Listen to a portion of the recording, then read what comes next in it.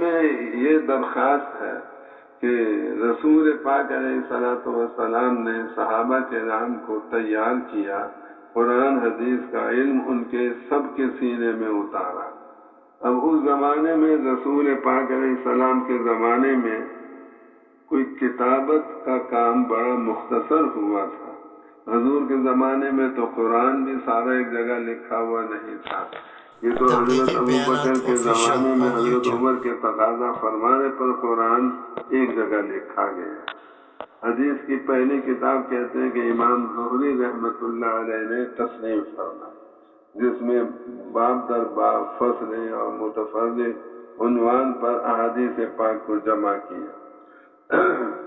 اب چلتے چلتے اللہ تعالیٰ نے کہ بڑے بڑے علماء اور محدثین پیدا فرمائی، امام بخاری، امام مسلم، امام اعظم ابو حنیفہ رحمۃ اللہ علیہ، امام شافعی، یہ سارے علماء اور ائمہ کرام، یہ سارے کے سارے ہم سب کے محسن ہیں، کیونکہ ان سب نے قرآن حدیث کو لے کر ہم تک پہنچانے میں اپنا ساری محنت خرچ کی ہے۔ اللہ ان سب کی قبروں کو نور سے منور فرمائے۔ اب اس میں سب سے پہلی چیز تو یہ آتی ہے کہ قرآن ناظرہ پڑھنا ہر مسلمان پہ فرض ہے۔ قرآن کو ناظرہ پڑھنا ہر مسلمان پہ فرض ہے۔ پھر قرآن کو اپنے لہجے میں پڑھنے کی اجازت نہیں، قرآن کو تجوید سے پڑھنا یہ الگ فرض ہے۔ اگر قرآن پڑھے اور تجوید کے بغیر پڑھے تو بعض دفعہ ایسی غلطی ہو جاتی ہے کہ پڑھنے والا قرآن غلط پڑھ کر تجوید کے اعتبار سے کافر بھی ہو سکتا ہے۔ جیسے نزل بہ الروح الامین علی قلبک، قلبک میں قاف کو بڑا قاف پڑھو تو پھر ترجمہ ہوگا روح الامین اس قرآن کو لے کر آپ کے دل پر نازل ہو۔ اگر کوئی چھوٹا کاف پڑھ دے تجوید کی غلطی کی وجہ سے علی قلبک، تو نعوذ باللہ من ذالک کیا ترجمہ بنے گا؟ روح الامین اس قرآن کو لے کر آپ کے کتے پر نازل۔ اب کہاں کتا اور کہاں رسول پاک علیہ السلام کا دل؟ اس لیے سب سے پہلا کام ہر انسان کے ذمہ یہ ہے کہ تجوید کا کام ٹھیک کرے، ہر حرف کو اس کے مخرج سے نکالنا، پھر جو صفات لازمہ ہیں ان کا اہتمام کرنا، صفات محسنہ کو بھی اپنے سیکھنا چاہیے۔ اب اس میں اگلا قدم یہ ہے کہ قرآن حدیث کو سمجھنا۔ پہلا تو کام ہے اس کا حافظ بنے، کم سے کم 2 سپارے کا حفظ تو ہر ایک کے لیے ضروری ہے۔ پھر اگلا قدم یہ ہے کہ قرآن حدیث کے معنی اور مطلب کو سمجھے۔ اس کے لیے اللہ نے درس نظامی ہمیں دیا ہے۔ شروع میں اس کے صرف نحو کا علم آتا ہے۔ اب یہ پتہ نہیں کیا بات ہے، مثال جو صرف نحو میں چلتی ہے نا زیادہ، وہ ضرب زید عمرا، زید نے عمر کو مارا، مثال بھی مارنے کی بنائی۔ استاد صاحب کو دیکھا کہ وہ بھی ڈنڈا مارتے ہیں تو طلبہ کو مارنا شروع کر دیتے ہیں، اور کوئی مثال بنا لیتے ہیں، نصر زید عمرا، زید نے عمر کی نصرت فرمائی، اکرم زید عمرا، زید نے عمر کا اکرام کیا۔ مثال ہماری کتابوں میں ایسی بنی ہوئی ہے جس میں مارنے کا ذکر۔ اب سب نے اس سے فارغ ہوئے تو اب عربی ادب کی کتابیں ہیں۔ عربی ادب کی کتابوں میں چلتے چلتے پہلے تو اچھی کتابیں ہمیں ملتی ہیں، بعد میں ایسی کتاب مل جاتی ہے مقامات حریری، جس میں جھوٹ ہی جھوٹ، دھوکہ ہی دھوکہ، فریب ہی فریب۔ ادھر شیخ و شیخ تو قد اجفلا، وہ بڑے میاں بھی بھاگ گئے، وہ بوڑھی عورت بھی بھاگ گئی۔ پیسے لوگوں کی جیب سے نکالنا، ان سارے واقعات کا خلاصہ یہ ہے۔ لیکن ہمارے حضرات کا ان کتابوں کو رکھنے سے مقصد یہ تھا کہ عربی زبان کے اندر جو الفاظ ہیں ان کے استعمال کرنے کے مختلف طریقے ہمارے طلبہ کو آ جائیں۔ اس طرح سے استعمال کریں گے تو یہ ترجمہ، اس طرح سے کریں گے تو یہ ترجمہ، اور پھر ادب کی کتابوں میں چلتے چلتے پھر حماسہ آ جاتے ہیں۔ ہماسا کتاب ایسی ہے جو لڑائی بھیڑائی پر آمادہ کرتی. وَلَمْ يَبْقَ سِوَى الْعُدْوَانِ دِنَّاهُمْ كَمَا زَعَمُوا. جب انہوں نے ہمارے ساتھ زیادتی کی، جیسا انہوں نے ہمارے ساتھ کیا ہم نے بھی ویسا ہی کیا. انہوں نے ایک لگایا، ہم نے بھی ایک لگایا. یہ نہیں آتا اس میں کہیں فَاصْبِرْ كَمَا صَبَرَ أُولُو الْعَزْمِ مِنَ الرُّسُلِ. مار کھا لو، صبر کرو جیسے اولو العزم رسولوں نے صبر کیا. فَاصْبِرْ لِرَبِّكَ، اپنے رب کے حکم کا انتظار کرو. صبر کرنے کی اس میں کہیں تلقین نہیں آتی. اب ان سے ہم جب فارغ ہو جاتے ہیں تو منطق صلی اللہ علیہ وسلم کو وہ رحمتیں، برکتیں، نصرتیں بھی عطا فرمائی جو پہلے کسی نبی کو نہیں.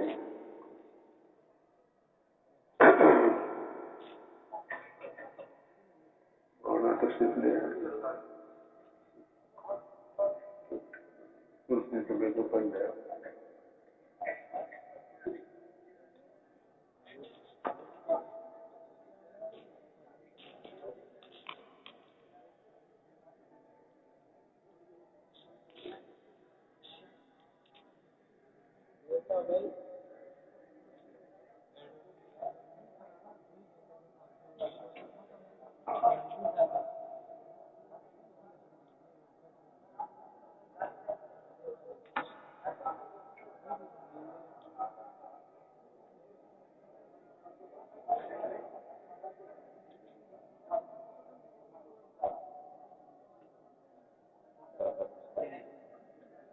کون ہے؟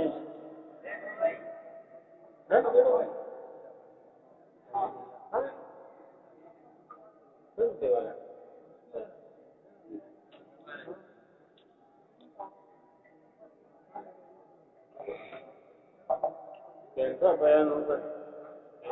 بیٹھ جاؤ.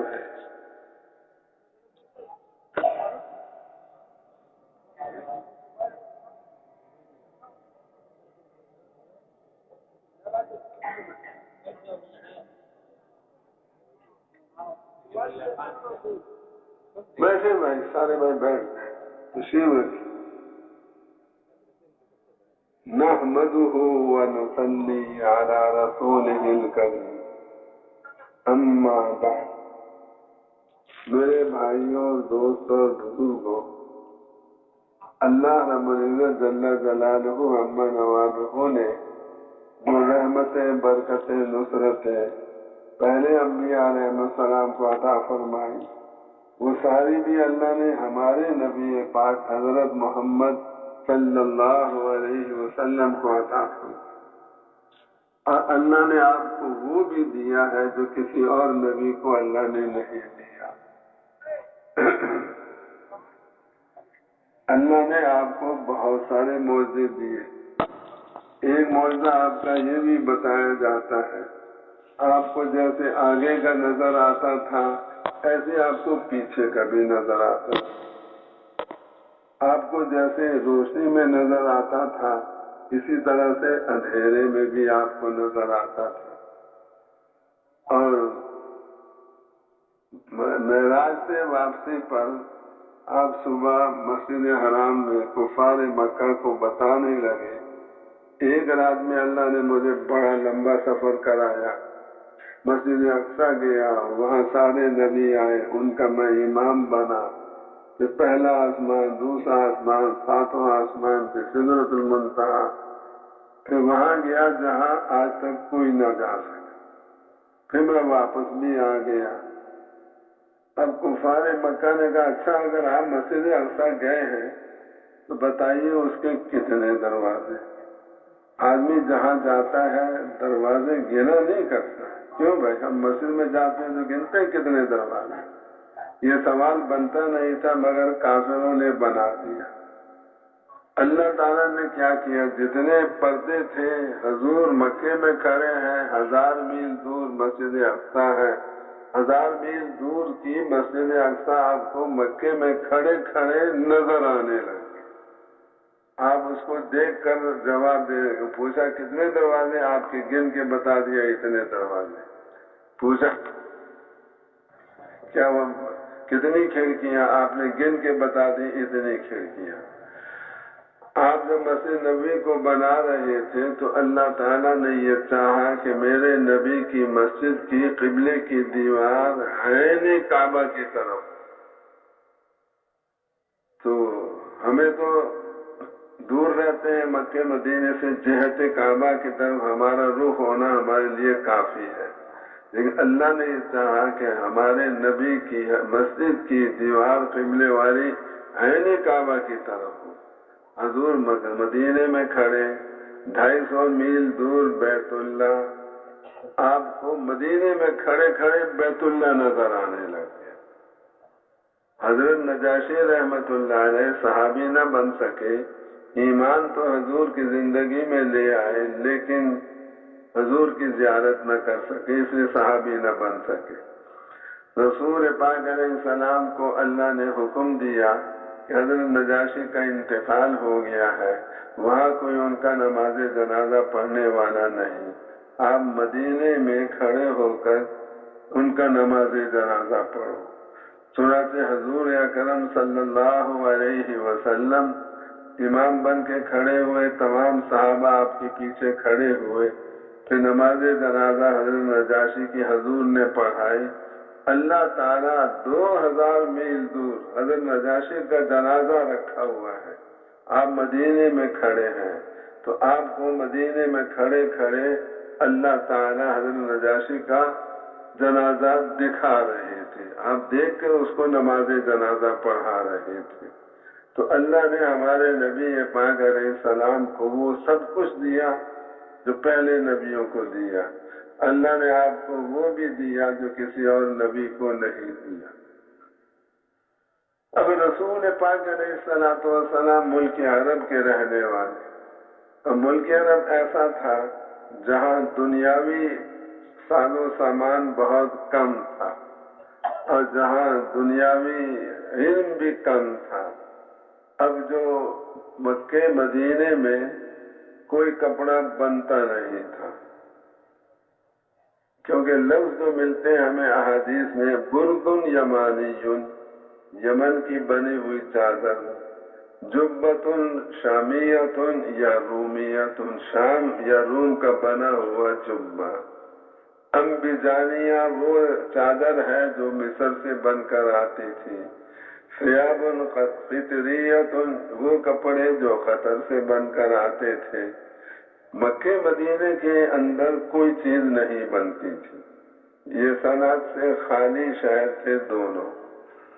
اور اب رسول پاک علیہ السلام جس علاقے میں تھے وہاں کئی سو سال گزر گئے، حکومت کسی کی نہیں قائم تھی، اور یہ ایران والے، روم والے یہ قبضہ کر سکتے تھے حجاز مقدس پر، مکے مدینے پر، لیکن یہ قبضہ کرنے کے لیے تیار نہیں تھے۔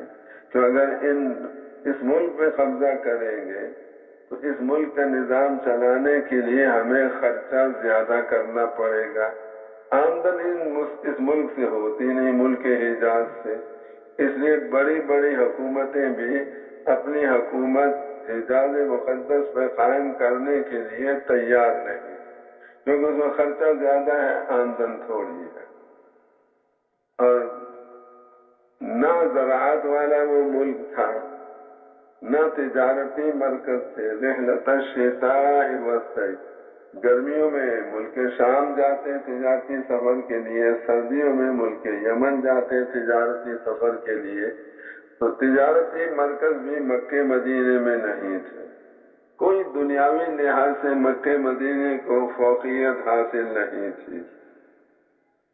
اور اس کا نتیجہ کیا نکلا؟ اس کا نتیجہ یہ نکلا کہ ملک عرب کے باشندے دنیاوی علوم میں بہت پیچھے، اور روم اور فارس والے وہ دنیاوی علوم میں بہت آگے۔ چنانچہ حضور اکرم صلی اللہ علیہ وسلم تشریف لائے، اور آپ نے تشریف لا کر قرآن اور حدیث والا علم وہ صحابہ کو دینا شروع کیا، اور رسول اللہ صلی اللہ علیہ وسلم قرآن حدیث والا علم صحابہ کو دینے لگے، اور اس میں پھر یہ بات بھی آئی کہ کوئی بھی آپ نے صحابی ایسا نہیں ہے جس کو آپ نے بھیجا ہو روم یا فارس ان کے دنیاوی علوم سیکھنے کے لیے۔ ہمیں یہ بات سنے ہوئے 48 سال ہو گئے۔ 48 سال میں ایک واقعہ ملتا ہے کہ غزوہ حنین کے زمانے میں رسول پاک علیہ السلام کے 2 صحابی ملک شام میں گئے ہوئے تھے جرش مقام پر، وہاں کی 2 ہتھیار بنانا سیکھنے کے لیے، ایک منجنیق اور ایک دبابہ۔ دبابہ ہمارے اس زمانے میں تو ٹینک کو کہا جاتا ہے، اس زمانے میں دبابہ ایسا تھا، لوہے کی 20 فٹ چوڑی اور 30 فٹ لمبی چادر بناتے اور اس کو پائی بھی اس کے بنا دیتے، اور اس کے نیچے 15-20 آدمی اس کو اٹھا کے چلتے، اوپر وہ چادر ساری آدمیوں کے اوپر ہوتی اور جا کے قلعے کی دیوار سے اس چادر کو لگا کر پھر اپنے اوزار کے ذریعے نقب لگاتے وہ قلعے کی دیوار میں تاکہ اندر جانے کا راستہ مل جائے۔ اوپر سے قلعے کے اندر سے جو ہوتے دشمن آگ بھی پھینکتے ان کے اوپر، پتھر بھی برساتے، لوہے کی چادر ان کو وہ بچاتی رہتی تھی۔ اس کو دبابہ اس زمانے میں کہا جاتا۔ 2 آلات حرب بنانا سیکھنے کے لیے رسول پاک علیہ السلام نے 2 صحابہ کو بھیجا ملک شام۔ جیسے ہمارے اس زمانے میں رخ ہے، نوجوان جاتے ہیں یورپ، امریکہ، چین اور جاپان میں وہاں کے دنیاوی علوم سیکھنے کے لیے رسول پاک علیہ السلام نے کسی صحابی کو نہیں بھیجا، ہمارے علم کے مطابق سے 2 صحابہ کو بھیجا۔ اور اب دنیاوی علوم میں چونکہ عرب کے لوگ پیچھے تھے، اس لیے وہ عرب کے لوگ جھکے ہوئے تھے روم اور فارس کے سامنے۔ رسول پاک علیہ السلام تشریف لائے قرآن اور حدیث کو لے کر، اللہ کے علم کو لے کر۔ اللہ کا علم کل ہے اور انسانوں کا علم اللہ کے علم کے سامنے کوئی حیثیت نہیں رکھتا۔ اس لیے اللہ فرماتے ہیں واللہ یعلم وانتم لا تعلمون، اے انسانوں اللہ جانتا ہے تم نہیں جانتے۔ وما اوتیتم من العلم الا قلیلا، تمہیں تھوڑا سا علم دیا گیا ہے۔ تو اب رسول پاک علیہ السلام کو 13 سال مکے میں گزر گئے، 7 سال مدینے میں گزر گئے۔ سن 7 ہجری میں آپ نے بادشاہان عالم کو دعوتی خط بھیجے، ان میں یہ خط ایران کے بادشاہ کسرا کے نام بھی تھا۔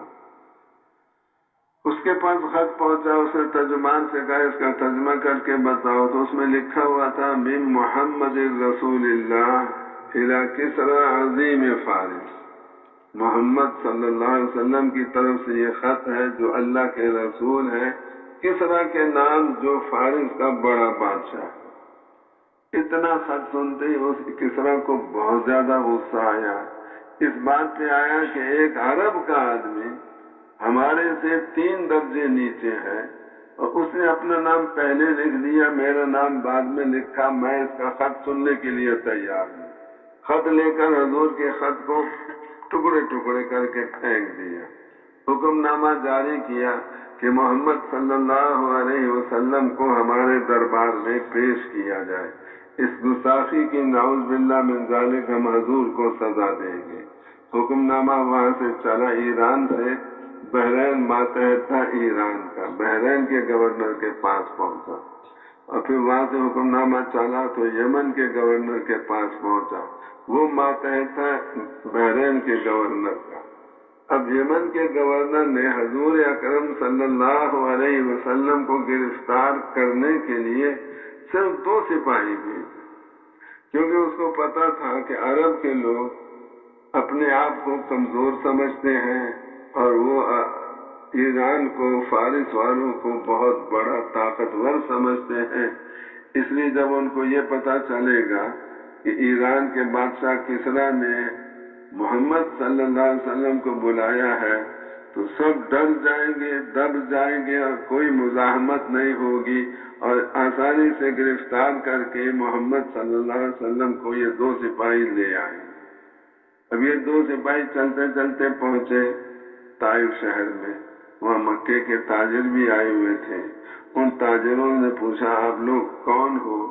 ان دونوں سپاہیوں نے کہا کہ ہم یمن کے گورنر کے سپاہی ہیں۔ کس لیے آئے ہو آپ لوگ؟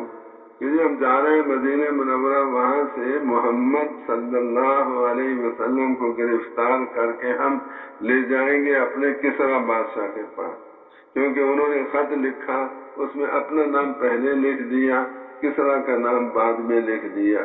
اس گستاخی کی ان کو سزا دے دی۔ اب مکے کے تمام کافر بڑے خوش ہوئے، کہنے لگے اب تک تو محمد صلی اللہ علیہ وسلم کا ہم سے مقابلہ تھا، ہم مسلمان برابر ہیں، ہم بھی عرب وہ بھی عرب، اب محمد صلی اللہ علیہ وسلم کا کسریٰ سے مقابلہ پڑ گیا، کسریٰ سے محمد صلی اللہ علیہ وسلم اور ان کے ساتھی کبھی کامیاب نہیں ہو سکتے، کیونکہ ہم عرب کے لوگ کمزور لوگ ہیں۔ تو اب رسول پاک علیہ الصلوۃ والسلام نے قرآن اور حدیث یہ اللہ کا علم ہے، اور اللہ کا شکر ہے کہ ہمارے پاس جو قرآن پہنچا ہے یہ وہی قرآن ہے جو لوح محفوظ میں لکھا ہوا تھا، وہی قرآن ہے جو حضور کے قلب مبارک پہ نازل ہوا تھا، اور وہی قرآن ہے جو آپ کی زبان سے صحابہ نے سنا تھا، اور صحابہ سے ایک استاد دوسرا استاد، استادوں کے ذریعے چلتے چلتے قرآن حدیث اللہ نے ہمارے زمانے تک پہنچا دیا ہے، اور اللہ نے سند حدیث ہمیں ایک بہت بڑی نعمت عطا فرمائی۔ ہر حدیث کی سند موجود ہے، اس میں معلوم ہے کون سا راوی کیسا ہے۔ اللہ نے چونکہ قرآن حدیث کو باقی رکھنا تھا، اسے اللہ تعالیٰ نے مدارس سے درس نظامی کو وجود عطا فرمایا۔ قرآن حدیث کی حفاظت مدارس کے بغیر ناممکن، مدارس کے بغیر قرآن حدیث کی حفاظت ناممکن ہے۔ قرآن حدیث کی حفاظت کے لیے مدارس کا ہونا بہت ضروری ہے۔ اب اللہ تعالیٰ کا کرم اور احسان ہے کہ اس نے ہمیں کسی مدرسے میں طالب علم بننے کی سعادت نصیب فرما دی، اس میں ہمیں اللہ کا شکر بھی کرنا چاہیے۔ پھر اللہ نے آگے ہمیں شفیق اور بڑے محنتی اور ہمارے ہمدرد استاد بھی ہمیں اللہ نے نصیب فرمائے ہیں۔ حضرت علی فرماتے ہیں جس سے میں ایک حرف بھی پڑھ لوں میں اس کا غلام ہوں، وہ مجھے چاہے رکھے چاہے بیچ دے۔ تو اب ہم اپنے استادوں کو اپنا ہم مالک سمجھیں، اپنے آپ کو استادوں کا ہم غلام بنا کر چلیں۔ اب اس میں یہ درخواست ہے کہ رسول پاک علیہ الصلوۃ والسلام نے صحابہ کرام کو تیار کیا، قرآن حدیث کا علم ان کے سب کے سینے میں اتارا۔ اب اس زمانے میں رسول پاک علیہ السلام کے زمانے میں کوئی کتابت کا کام بڑا مختصر ہوا تھا۔ حضور کے زمانے میں تو قرآن بھی سارا ایک جگہ لکھا ہوا نہیں تھا، یہ تو حضرت ابوبکر کے زمانے میں حضرت عمر کے تقاضا فرمانے پر قرآن ایک جگہ لکھا گیا۔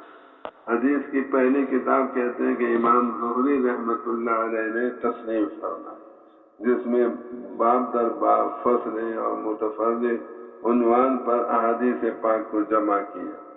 اب چلتے چلتے اللہ تعالیٰ نے کہ بڑے بڑے علماء اور محدثین پیدا فرمائی، امام بخاری، امام مسلم، امام اعظم ابو حنیفہ رحمۃ اللہ علیہ، امام شافعی، یہ سارے علماء اور ائمہ کرام، یہ سارے کے سارے ہم سب کے محسن ہیں، کیونکہ ان سب نے قرآن حدیث کو لے کر ہم تک پہنچانے میں اپنا ساری محنت خرچ کی ہے۔ اللہ ان سب کی قبروں کو نور سے منور فرمائے۔ اب اس میں سب سے پہلی چیز تو یہ آتی ہے کہ قرآن ناظرہ پڑھنا ہر مسلمان پہ فرض ہے، قرآن کو ناظرہ پڑھنا ہر مسلمان پہ فرض ہے۔ پھر قرآن کو اپنے لہجے میں پڑھنے کی اجازت نہیں، قرآن کو تجوید سے پڑھنا یہ الگ فرض ہے۔ اگر قرآن پڑھے اور تجوید کے بغیر پڑھے تو بعض دفعہ ایسی غلطی ہو جاتی ہے کہ پڑھنے والا قرآن غلط پڑھ کر تجوید کے اعتبار سے کافر بھی ہو سکتا ہے. جیسے نزل بہ الروح الامین علی قلبک میں قاف کو بڑا قاف پڑھو تو پھر ترجمہ ہوگا روح الامین اس قرآن کو لے کر آپ کے دل پر نازل ہو. اگر کوئی چھوٹا کاف پڑھ دے تجوید کی غلطی کی وجہ سے علی قلبک تو نعوذ باللہ من ذالک کیا ترجمہ بنے گا؟ روح الامین اس قرآن کو لے کر آپ کے کتے پر نازل. اب کہاں کتا اور کہاں رسول پاک علیہ السلام کا دل. اس لیے سب سے پہلا کام ہر انسان کے ذمہ یہ ہے کہ تجوید کا کام ٹھیک کرے، ہر حرف کو اس کے مخرج سے نکالنا، پھر جو صفات لازمہ ہیں ان کا اہتمام کرنا، صفات محسنہ کو بھی اپنے سیکھنا چاہیے. اب اس میں اگلا قدم یہ ہے کہ قرآن حدیث کو سمجھنا.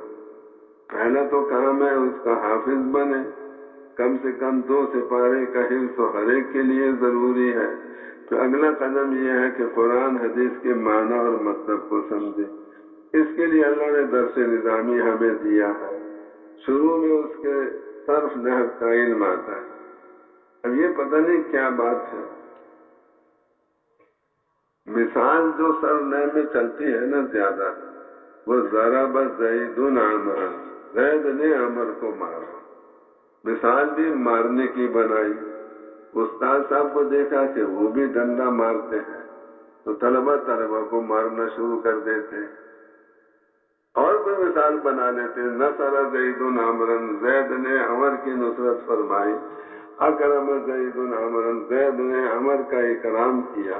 مثال ہماری کتابوں میں ایسی بنی ہوئی ہے جس میں مارنے کا ذکر. اب سامنے سے فارغ ہوئے تو اب عربی ادب کی کتابیں ہیں.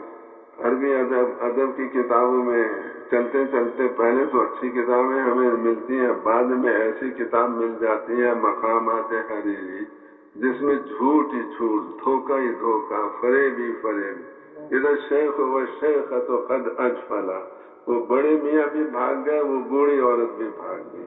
پیسے لوگوں کی جیب سے نکالنا، ان سارے واقعات کا خلاصہ یہ ہے.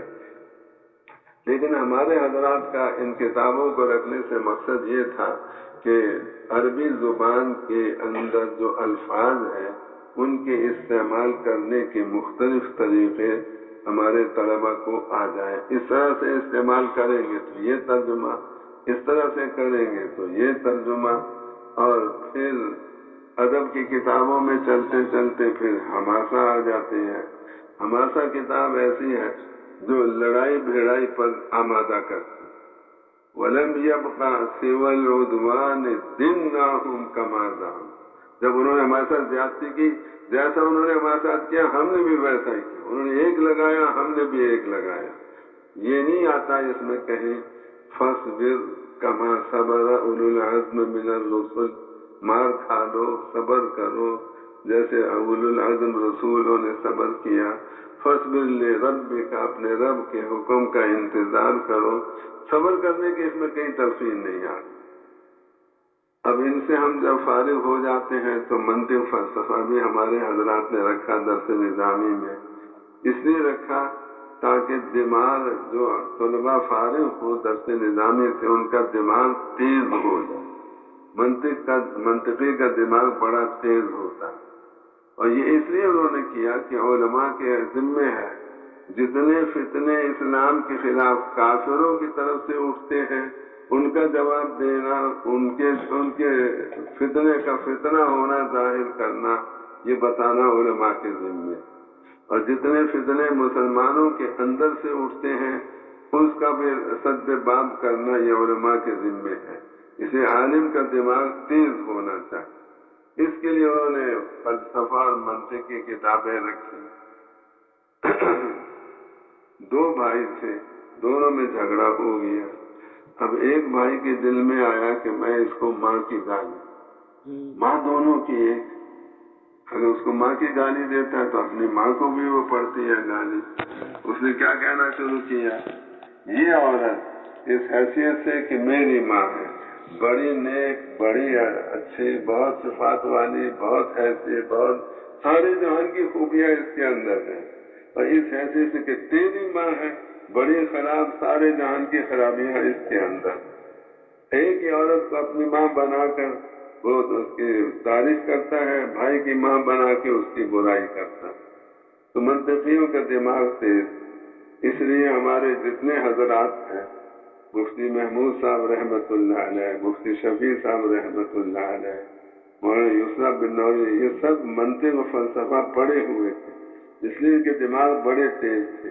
جس مجلس میں جاتے تھے ایسی بات کرتے کہ سارے دنگ رہ جاتے تھے، بڑے بڑے وکیل، بڑے بڑے جج صاحبان، ان حضرات کے بیان کو سننے کے بعد کوئی ان کے پاس جواب نہیں رہتا تھا، اسی لیے ان کا دماغ بڑا تیز تھا۔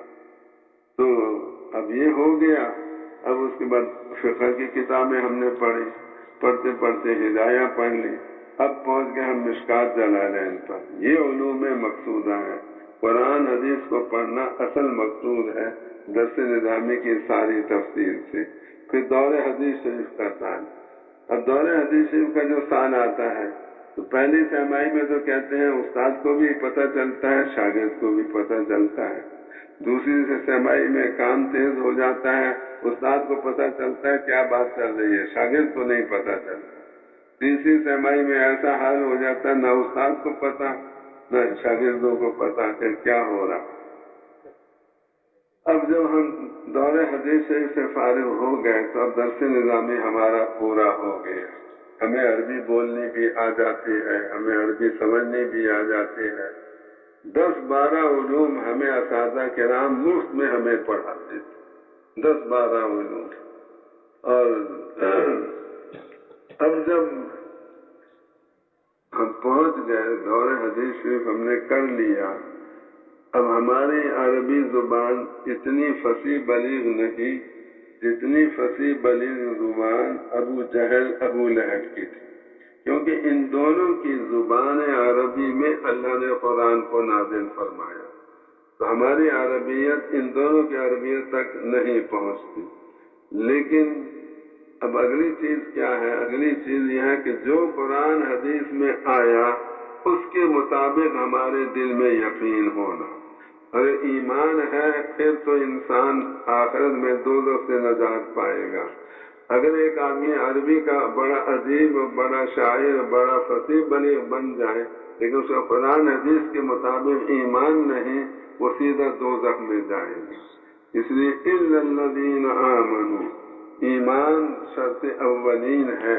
قرآن حدیث کے علم کے ساتھ ساتھ ایمان کو سیکھنا یہ بھی ہمارے ذمہ ہے۔ چنانچہ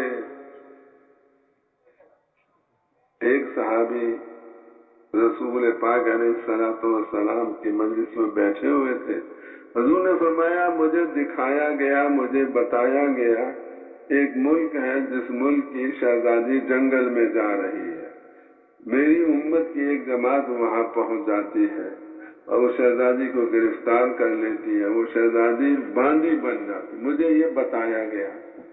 اب اللہ تعالیٰ جو کچھ حضور کو بتائیں مستقبل کے بارے میں وہ سب حق اور سچ ہوتا ہے۔ تو ایک صحابی بیٹھے ہوئے، انہوں نے کہا یا رسول اللہ، آپ نے جب فرمایا کہ ایک شہزادی پکڑی جائے گی، وہ باندی بنائی جائے گی، تو اب مجھے وہ باندی آپ مجھے دے دیں۔ جب آپ نے فرمایا کہ ایسا ہوگا تو مجھے یقین ہے کہ ایسا ہوگا۔ حضور نے فرمایا چلو جاؤ تم کو دے۔ اب حضور کا انتقال ہو گیا، اب وہ صحابی ایک لشکر میں گئے، جنگل میں جا رہے تھے، وہاں شہزادی پکڑی گئی، امیر صاحب کے پاس شہزادی کو پہنچا دیا گیا۔ جب پہنچ گئی تو یہ صحابی اس امیر صاحب کے پاس گئے، امیر صاحب یہ شہزادی جو آپ نے آج پکڑی ہے باندی بن گئی ہے، یہ میری۔ اس نے کہا، امیر صاحب نے کہا میں آپ کی کیسے ہوگی؟ مجھے رسول پاک صلی اللہ علیہ وسلم نے عطا فرمائی، بھائی پکڑی تو یہ آج گئی تو رسول پاک علیہ السلام نے آپ کو پہلے سے کیسے دے دی؟ کہ ایسے ایک دن رسول پاک علیہ السلام نے فرمایا، مجھے دکھایا گیا، مجھے بتایا گیا کہ ایک میری امت کی جماعت جنگل میں جا رہی ہوگی، شہزادی اس ملک کی وہاں شکار کرنے آئی ہوگی، وہ گرفتار ہو جائے گی، مسلمان اس کو پکڑ کے باندھی بنا دیں گے۔ جب حضور نے یہ فرمایا تو میں نے عرض کیا یا رسول اللہ، جب آپ نے فرمایا کہ ایسا ہوگا مجھے پکا یقین ہے کہ ایسا ہوگا، آپ وہ باندھی مجھے دے دیں۔ حضور نے مجھے دے دی تھی۔ امیر صاحب نے کہا مالی معاملات کا قصہ ہے، لہذا اس میں 2 گواہ لے کر آؤ۔ وہ گئے 2 گواہ لے کر آ گئے۔ اب گواہ 2 مل گئے تو امیر صاحب نے وہ باندھی ان صحابی کو دے دی۔ اب رسول پاک علیہ السلام کی بات پر یقین ان کو اتنا زیادہ، اور دنیاوی علم کا کیا حال تھا۔ اس شہزادی کا بھائی شہزادہ آیا ان حضرت کے پاس، حضرت آپ جتنے پیسے مجھ سے لینا چاہتے ہیں لے لیں، لیکن میری بہن کو آپ چھوڑ دیں۔ تو فرمایا کہ میں تھوڑے پیسے نہیں لوں گا، زیادہ لوں گا۔ وہ شہزادہ نے کہا جتنے آپ کہیں گے میں اتنے دے دوں گا۔ اب بیٹھ کے گنتی کرنے لگے، 1 2 3 4 5 گنتے کہنے لگے کہ 10 100 سے کم نہیں لوں گا۔ 10 100 کا کیا مطلب؟ کیوں بھی 10 100 سے کتنے بنتے ہیں؟ 1000 درہم اس نے دیے، بہن کو چھوڑا کے لے گیا۔ ساتھی نے عرض کیا کہ حضرت آپ نے تو اس سے تھوڑے پیسے لیے۔ فرمایا میں نے اپنے دماغ پہ بڑا زور ڈالا، جو سب سے بڑا ہنسا مجھے آتا تھا وہ میں نے بول دی۔ اب دنیاوی علم تو ان کے پاس اتنا کم کہ 10 100 سے اوپر کا ان کو ہنسا نہیں آتا، لیکن رسول پاک علیہ السلام کی بات پہ ایسا یقین کہ جو آئندہ کے بارے میں آپ بتا رہے ہیں اس کو بالکل اپنے دل میں اتار دیا۔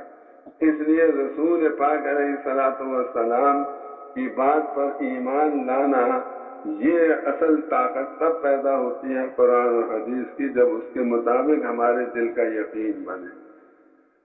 دجال کا فتنہ بھی آنے والا ہے، بہت بڑا فتنہ ہوگا۔ اللہ تعالیٰ نے ہر قوم کو ڈرایا دجال کے آنے سے، لیکن اللہ تعالیٰ نے یہ مقابلہ رکھا اس امت کے حساب میں۔ اس لیے رکھا اللہ تعالیٰ نے کہ پہلوان سے مقابلہ کسی پہلوان کا کرایا جاتا ہے۔ دجال کا فتنہ بہت بڑا، یہ امت بھی اللہ کے نزدیک بہت بڑی۔ اس لیے دجال آئے گا اور آ کر ابھی تو جتنے اہل باطل ہیں وہ سب مشینوں کے محتاج۔ مشین اگر کوئی ہے تو اس کے ذریعے وہ کر سکتے، مشین نہ ہو تو کچھ نہیں کر سکتے۔ دجال کو اللہ تعالیٰ مشینوں کا محتاج نہیں رکھے گا، اس کو اتنی بڑی آزمائش بنائے گا، اس کے حکم دینے پہ سب کچھ ہوگا۔ وہ کہے گا یا سماء امطری، اے آسمان تو اس علاقے پہ بارش برسا، اس کے حکم دینے پہ بارش ہو جائے گی۔ وہ کہے گا یا ارض اخرجی اثقالک، اے زمین اپنے سارے خزانے باہر نکال دے، اس کے کہنے پہ زمین سارے خزانے باہر نکال دے۔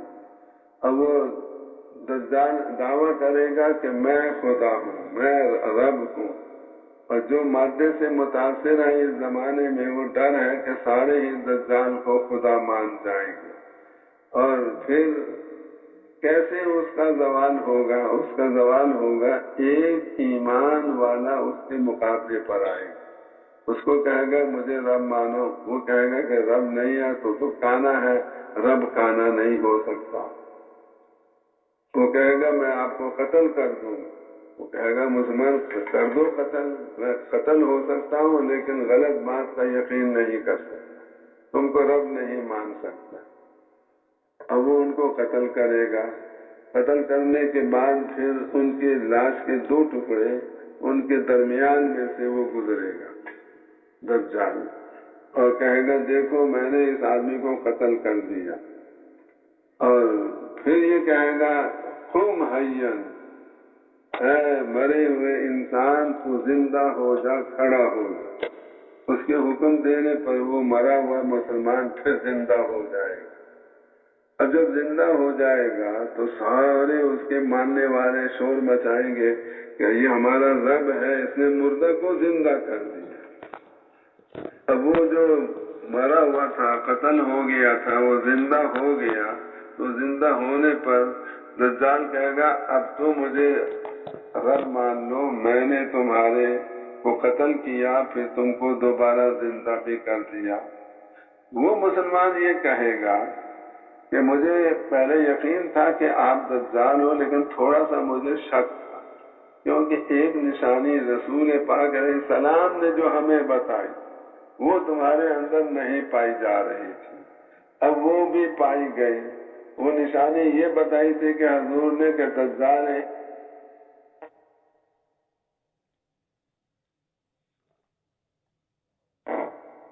ایک مسلمان کو قتل کرے گا۔ حضور پاک علیہ السلام نے نشانی بتائی تھی، اس نشانی کے مطابق تمہارے اندر مجھے ابھی تک نشانی نظر نہیں آئی تھی۔ حضور نے ہمیں بتایا تھا کہ ایک مسلمان کو قتل کرے گا دجال، پھر اس کو زندہ کرے گا، تو یہ نشانی میرے ذریعے سے مجھے معلوم ہو گئی، مجھے نظر آ گئی۔ اس سے پہلے مجھے یقین تھا کہ آپ دجال ہو، اب مجھے پکا یقین ہو گیا کہ آپ دجال ہو۔ حدثنا رسول اللہ صلی اللہ علیہ وسلم، کیونکہ ہمیں حضور پاک علیہ السلام نے یہ بتایا تھا کہ دجال آئے گا اور ایک مسلمان کے ساتھ ایسا کرے گا۔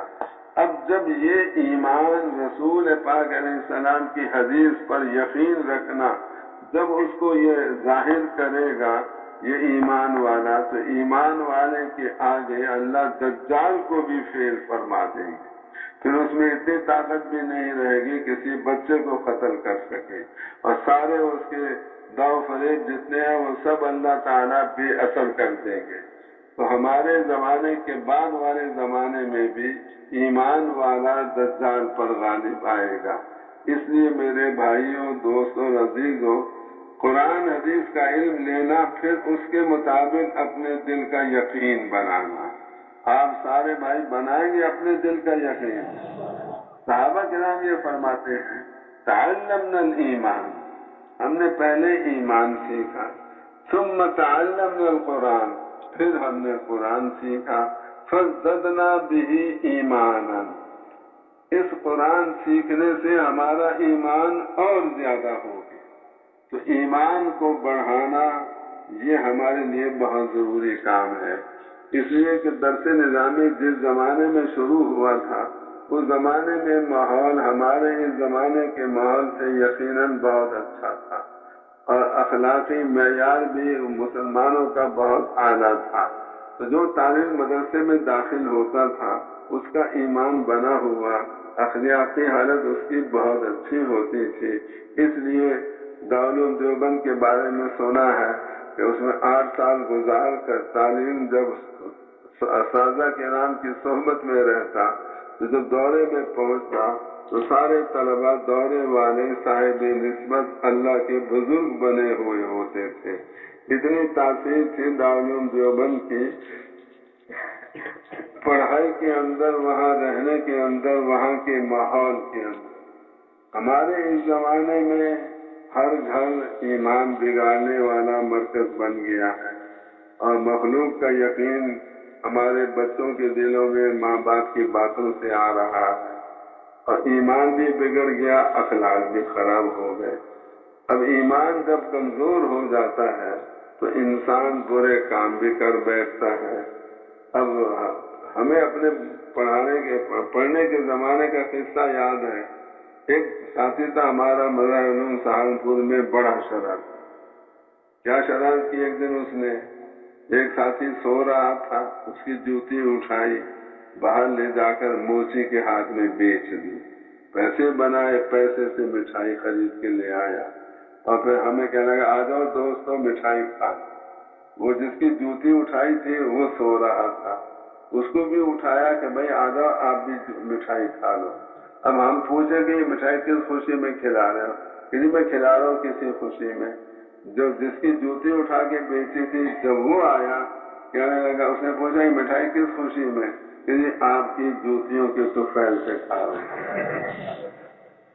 اب یہ کسی کی چیز اٹھانا، بیچنا، یہ سب ناجائز کام ہے، لیکن تعلیم ایسے بہت سارے کام کرتے ہیں جو گناہ کے کام ہیں، اور اس وجہ سے کرتے ہیں کیونکہ ایمان ابھی تک بنا نہیں۔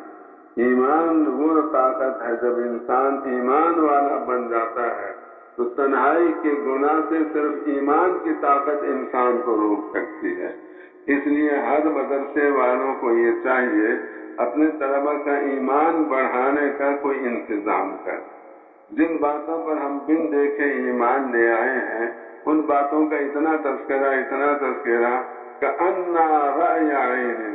صحابہ کرام فرماتے تھے کہ اللہ کے رسول صلی اللہ علیہ وسلم ہمارے سامنے جنت کا نقشہ دوزخ کا نقشہ اتنا زیادہ کھینچتے تھے گویا کہ ہم آنکھوں سے دیکھ رہے ہیں جنت اور دوزخ کو۔ تو ہمارا بھی ایمان ایسا بنے کہ ہمیں گویا آنکھوں سے نظر آنے لگے یہ جنت ہے یہ دوزخ ہے۔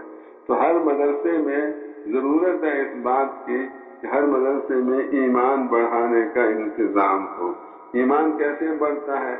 سب سے زیادہ جو ایمان بڑھتا ہے دعوت دینے۔ ایمان کی جتنے زور سے دعوت دے گا اتنا زیادہ اس کا ایمان بڑھے گا۔ تو آپ بھائیوں سے گزارش ہے کوئی دن آپ کا دعوت دینے سے خالی نہ جائے، یعنی کوئی دن آپ کا اپنے ایمان کو بڑھانے سے خالی نہ جائے۔ کریں گے اہتمام آپ سارے بھائی تو دعوت دینا اگلے کو بھی فائدہ مند ہے، دو دھاری تلوار ہے۔ دعوت دینے سے اگلے کو بھی اللہ ہدایت دیتے ہیں اور دعوت دینے سے داعی کا بھی ایمان اللہ بڑھاتے ہیں۔ اسی لیے کہتے ہیں فرشتوں کا ایمان ایک حالت پہ رہتا ہے، نبیوں کا ایمان بڑھتا ہی رہتا ہے، ہر روز بڑھتا ہے۔ ان کے پاس اللہ کی طرف سے وحی بھی آتی ہے، دعوت بھی وہ دیتے ہیں۔ باقی مسلمانوں کا ایمان گھٹتا بڑھتا رہتا ہے۔ بڑھانے کے اسباب اختیار کریں گے تو بڑھ جائے گا، بڑھانے کے اسباب چھوڑ دیں گے تو گھٹ جائے گا۔ ہمارے گھر والوں کا بھی ایمان بڑھنا چاہیے، ہمارے مدرسے کے طلبہ کا بھی ایمان روزانہ بڑھنا چاہیے۔ کون کون روزانہ دعوت دے گا؟ آپ سارے بھائی دعوت دیں گے۔ اب اسے ایمان بڑھانے کے لیے تعلیم کا حلقہ، فضائل اعمال، یہ بھی ہر مسلمان کے لیے روزانہ تعلیم کا حلقہ ہونا بھی ضروری۔ اور پھر اللہ کا ذکر، یہ بھی ایمان بڑھانے کا سبب ہے۔ اذا تلیت علیہم آیاتہ زادتہم ایمانا، جب قرآن کی آیات پڑھی جاتی ہے ان کے سامنے تو ان کا ایمان بڑھ جاتا ہے۔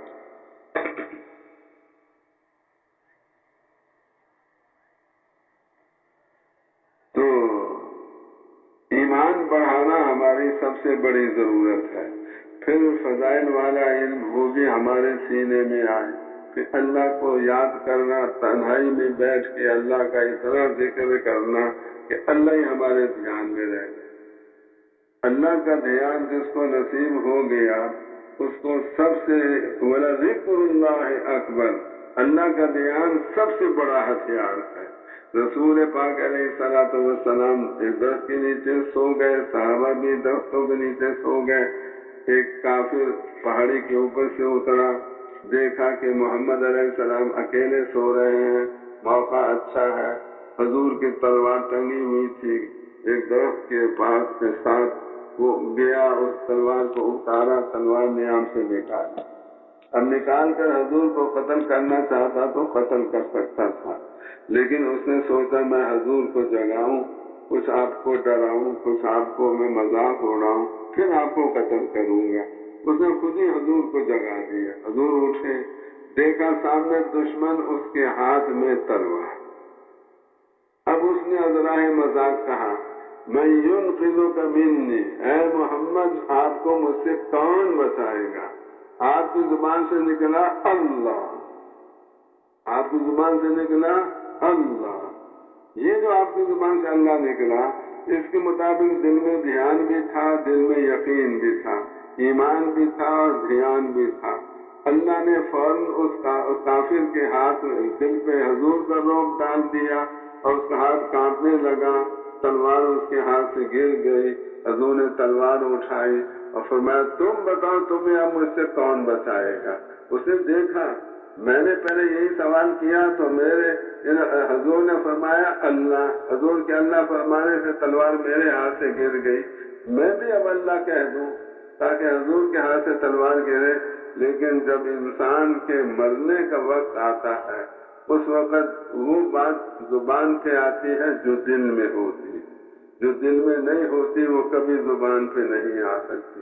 زندگی میں تو آدمی منافقت کر لیتا ہے، گھر میں اپنے سو رہا، بڑی گہری نیند، ایک دوست آیا اس نے گھنٹی بجائی، اس کو غصہ چڑھ گیا کہ میری نیند خراب کر دی، دروازہ کھول کے دیکھا دوست کھڑا، اب کیا کہہ رہا ہے، آئیے بھائی ماشاءاللہ آپ کے آنے سے بڑی خوشی ہوئی، یہ جھوٹ بول رہا ہے۔ انسان منافقت کر سکتا ہے جب تک موت کا وقت نہ آئے، جب موت کا وقت آتا ہے تو جو زبان پر ہوگا وہی دل میں ہوگا، جو دل میں ہوگا وہی زبان پہ آئے گا، موت کی منافقت نہیں کر سکتی۔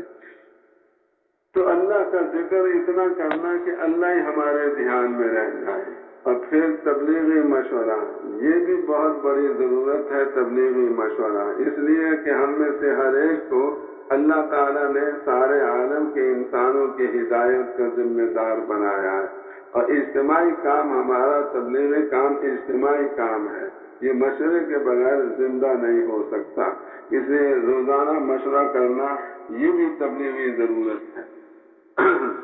اب اس میں ہم یہ چاہتے ہیں کہ جتنے طلباء کرام مدرسوں میں پڑھ رہے ہیں، پڑھائی کا وقت تو لگائیں پڑھائی میں، چھٹی کا وقت لگائیں سارا کا سارا تبلیغ میں، پڑھائی کا وقت لگائیں پڑھائی میں، چھٹی کا وقت لگائیں وہ سارے کے سارے تبلیغ میں۔ مولانا الیاس صاحب رحمۃ اللہ علیہ یہ فرماتے تھے کہ میں پڑھائی کے وقت میں سے 1 منٹ تبلیغ کے لیے نہیں دینا چاہتا، اور چھٹی کے وقت میں سے 1 منٹ میں چھوڑنا نہیں چاہتا۔ تو آپ حضرات بھی اسی بنیاد پہ چلیں۔ آپ کو ایک اثر سے مغرب تک روزانہ چھٹی ہوتی ہے کہ نہیں ہوتی؟ ہوتی ہے نا بھائی؟ اثر سے مغرب تک کا وقت آپ لگائیں محلے والوں پر محنت کرنے کے لیے، ان کو نمازی بنانا۔ جو مسلمان ایک نماز چھوڑ دے اس کو کتنے کروڑ سال کی دوزخ تیار ہوتی ہے، 2,88,00,000 سال کی دوزخ ایک نماز کے چھوڑنے پر۔ اور اتنا نقصان ہوتا ہے کہ ڈاکو اس کے گھر میں آئے، آ کر اس کے مال دولت کو بھی لے گئے، اس کے بیوی بچوں کو بھی اٹھا کے لے گئے۔ اتنا نقصان ہر آدمی کا ہوتا ہے ایک نماز کے چھوڑنے پر۔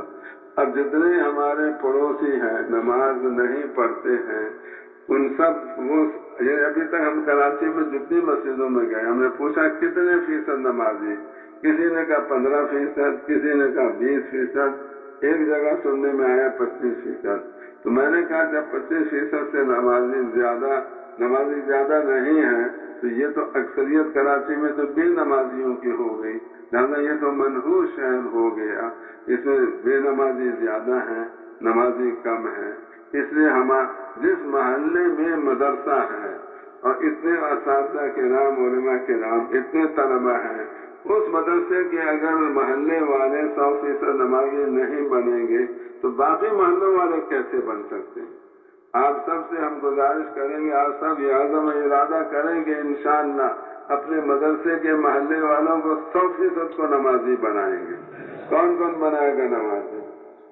اور 100% کو ہم تبلیغی بنائیں گے، حضور کے کام کا کرنے والا ہم بنائیں گے۔ کون کون بنائے گا سب کو؟ ماشاءاللہ۔ اب اصل سے مغرب کے وقت آپ لگا لیں محلے والوں پر، طلبہ پر محنت کریں۔ اس کی ایک صورت یہ ہے، ظہر کی اذان، عصر کی اذان، عشاء کی اذان عام طور سے آدھا گھنٹے پہلے ہوتی ہے۔ اس اذان پہ آپ وضو کر کے تیار ہو جائیں، اور جب آپ تیار ہو جائیں جو ہی اذان ہو آپ 4 سنتیں ظہر سے پہلے والی پڑھ لیں۔ 25 منٹ آپ کے بچیں گے آدھے گھنٹے میں سے، 25 منٹ میں آپ طلبہ پر محنت کریں، ان کو دعوت دیں۔ تو ظہر سے پہلے آدھا گھنٹہ، عصر سے پہلے آدھا گھنٹہ، عشاء سے پہلے آدھا گھنٹہ۔ اگر کسی مدرسے میں 15-20 منٹ ہے تو جتنا وقت ہے وہ سارا آپ کا طلبہ پر محنت کرنے میں خرچ ہو، اور طلبہ کو آپ تیار کریں مقامی کام اپنے ساتھ کرنے پر۔ اس لیے کہ جو مقامی کام کرتا ہے اس کی تبلیغی تربیت مدرسے ہی میں شروع ہو جاتی ہے۔ وہ جب رائن میں سال لگانے آتا ہے تو وہ دوسروں کو سنبھالنے والا بنتا ہے، اور جو مقامی کام کرتا ہوا نہیں آتا رائن میں، اب یک روزہ بھی نہیں لگایا، اس نے سروزہ بھی نہیں لگایا، رائن میں آ گیا سال لگانے کے لیے، تو اس کو ہمیں سنبھالنا پڑتا ہے۔ اس لیے آپ حضرات کا فائدہ اس میں ہے، آپ سارے بھائی مقامی کام مدرسے میں کیا کریں گے بھائی انشاءاللہ۔ اور پھر آپ بیٹھے ہوئے ہیں، استاد صاحب ابھی آئے نہیں، 2 لڑکے تکرار کر رہے ہیں، 5 لڑکے مطالعہ کر رہے ہیں، 10 لڑکے ایران توران کی باتیں کر رہے ہیں۔ تو جو مطالعے تکرار میں ہے وہ تو صحیح کام میں لگے ہوئے، لیکن جو ایران توران کی سیاست کی باتیں کر رہے ہیں ان کو آپ دعوت والے کام میں لگائیں۔ جو وقت آپ کا پڑھائی سے خالی ہے وہ وقت آپ کا دعوت کے کام میں گزرنا چاہیے۔ تو کریں گے بھائی انشاءاللہ۔ پھر روزانہ جماعت وار، جہاں جماعتیں بھی ہیں اور پورا مدرسہ بھی ہے، تو جماعت وار مشورہ الگ ہونا چاہیے، پورے مدرسے کا مشورہ ہفتے میں 1-2 بار وہ بھی ہونا چاہیے۔ تو روزانہ تبلیغی مشورہ آپ کا کم ہو، یہ آپ اپنی سہولت پہ دیکھ لیں، عشاء کے بعد رکھ لیں، فجر کے بعد رکھ لیں، عصر کے بعد رکھ لیں، عصر کے بعد محلے والوں کے لیے رکھیں تو یہ زیادہ مفید ہے۔ اور پھر طلبہ آپس میں نہ دوستی لگائیں نہ دشمنی۔ دوستی لگانے سے بھی پڑھائی سے توجہ ہٹتی ہے اور دشمنی چلانے سے بھی پڑھائی سے توجہ ہٹتی ہے۔ اس لیے ہماری آپ حضرات کی خدمت میں گزارش ہے کہ طلبہ آپس میں درمیان والا معاملہ رکھیں، نہ دوستی نہ دشمنی، اکرام ہر ایک کا کریں۔ اور کتاب کے 3 حق ہیں۔ ایک یہ حق ہے کہ آپ اس کا مطالعہ کر کے آئیں، دوسرا حق کتاب کا یہ ہے کہ استاد کے سبق کو دھیان سے سنیں، تیسرا حق اس کا یہ ہے کہ تکرار آپ ایسا کرائیں، کوئی تعلیم سبق میں نہیں تھا وہ یہ سمجھے فلانے تعلیم کے تکرار کے وقت میں پہنچ جاؤں گا تو مجھے استاد کی بتائی ہوئی ساری باتیں اس تعلیم سے معلوم ہو جائیں گی۔ اب مطالعہ کیسے ہونا چاہیے؟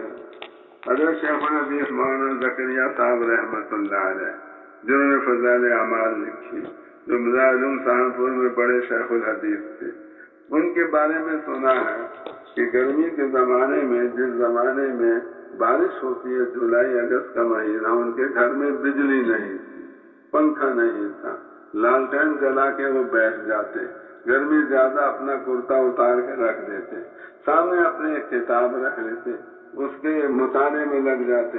ایسا استغراق ہوتا تھا اس مطالعے میں ان کو کہ پتنگیں ان کی کمر پہ آ کے بیٹھتے، دیوار سے چھپ کر ہی نیچے اترتے، چلتے چلتے ان کی کمر پہ چڑھ جاتے اور پتنگوں کو کھانے لگتے۔ ان کو نہیں پتہ لگتا تھا کہ میری کمر پہ چھپ کر ہی چڑھی ہوئی ہے، ہمیں تو کوئی دور سے بھی گزرے ہمیں تو ادھر دھیان چلا جاتا ہے۔ ان کا دھیان اتنا تھا کتاب میں کہ ان کو چھپکلی کا پتہ نہیں چلتا تھا۔ جب العلم لا یعطیک بعضہ حتی تعطیہ کلک، علم اپنا کچھ حصہ آپ کو تب دے گا جب آپ اپنا سارا کا سارا علم کو دیں گے۔ آپ دیں گے علم کو اپنا سارا کا سارا تو اللہ پھر آپ کو اس علم میں سے کچھ دے دے گا۔ اور اساتذہ کرام کے ساتھ محبت، خدمت، ادب اور اطاعت کا معاملہ ہو، ایسی خدمت کریں استاد صاحبان کی کہ ان کے دل سے آپ کے لیے دعا نکلے۔ حضرت عبداللہ ابن عباس رضی اللہ عنہما ایک رات حضور اکرم صلی اللہ علیہ وسلم کے گھر میں سوئے، اور سونے کے بعد جب حضور اٹھے تو وہ بھی اٹھ گئے اور حضور کو وضو کے لیے پانی لا کے دیا۔ ان کی یہ خدمت حضور کو بڑی پسند آئی۔ حضور نے دعا دی ان کے لیے، اللہم فقہہ فی الدین، اے اللہ ابن عباس کو دین کا فقیہ اور سمجھدار بنا دے۔ چنانچہ آخر زمانے میں وہ اس امت کے حبر الامہ، اس امت کے بہت بڑے عالم بن گئے تھے۔ تو آپ حضرات بھی اپنے استادوں کی خدمت کریں، کرتے ہیں آپ حضرات خدمت استادوں کی، تو آئندہ اس سے زیادہ کریں جتنی اب کرتے ہیں۔ اور پھر آپ جب اپنے گھر جائیں تو گھر والوں کو بھی دعوت دیں، گھر والوں کو بھی اسے روزے میں نکالیں، اور اسی طرح سے جو چھٹی کا وقت ہے وہ آپ کا تبلیغ میں لگے۔ ہر جمعرات کو آپ اللہ کے راستے میں جائیں، یا مدنی مسجد یا کسی مسجد میں، ہر جو چھٹی کا وقت جمعرات کا ہے وہ آپ کا تبلیغ میں لگے۔ بقرعید پہ 10 دن کی چھٹیاں ہوتی ہیں، آپ 10 دن تبلیغ میں لگا دیں، جو چھٹی کا وقت ہے وہ تبلیغ کے لیے۔ پھر سمائی امتحان پہ چھٹیاں، ششمائی امتحان پہ چھٹیاں، پھر سالانہ امتحان پہ چھٹیاں، دورے سے پہلے والے سال تو ہر سال آپ چلہ لگائیں، جب دورے والا سال آپ پورا کر لیں تو 1 سال تبلیغ میں لگائیں، دورہ حدیث شریف میں 1 سال، دورہ تبلیغ شریف میں بھی 1 سال۔ یہ شریف کیوں ہے؟ حدیث کا بھی تعلق حضور اکرم صلی اللہ علیہ وسلم سے ہے، اور تبلیغ کا تعلق بھی حضور پاک علیہ الصلوۃ والسلام سے ہے۔ تو 1 سال دورہ حدیث شریف، دورہ اس لیے کہتے ہیں کہ دورہ یدور کے معنی گھومنا، وہی حدیثیں بخاری میں بھی آتی ہیں، وہی مسلم میں، وہی ترمذی میں، وہی حدیثیں گھومتی رہتی ہیں ان 8-10 کتابوں میں۔ ایسے ہی تبلیغ میں جب آپ جائیں گے تو پہلے چلنے میں بھی آپ کے 6 نمبر، درمیان کے چلوں میں بھی 6 نمبر، آخری چلنے میں بھی 6 نمبر، 6 نمبر یہ سارا سال گھومتے رہیں گے۔ تو دورہ حدیث شریف، دورہ تبلیغ شریف، جب 1 سال آپ لگا لیں تبلیغ میں تو اب آپ 2 کام کریں، یا تو آپ مدرسہ پڑھائیں یا تبلیغ کا کام کریں، اور ساری دنیا میں سارے دین کو زندہ کرنا اپنا مقصد بنائیں۔ حدیث میں آتا ہے من آیا امریکہ میں ہر دن ایک نئی مسجد تیار ہو جاتی ہے، کتنے وہاں کے لوگ اسلام میں تیزی سے داخل ہو رہے ہیں کہ ہر دن ایک نئی مسجد امریکہ میں تیار ہو جاتی ہے، سال میں 365 مسجدیں نئی بنتی، جو پرانی ہیں وہ بھر جاتی ہیں۔ اس لیے میرے بھائیوں، دوستوں، بزرگوں، آپ حضرات سے ہماری درخواست ہے کہ آپ سارے حضرات اپنی زندگی اس ترتیب سے گزاریں کہ آپ زیادہ سے زیادہ اسلام کے زندہ ہونے کا ذریعہ بنیں۔ کون کون بھائی زندگی ایسی گزارے گا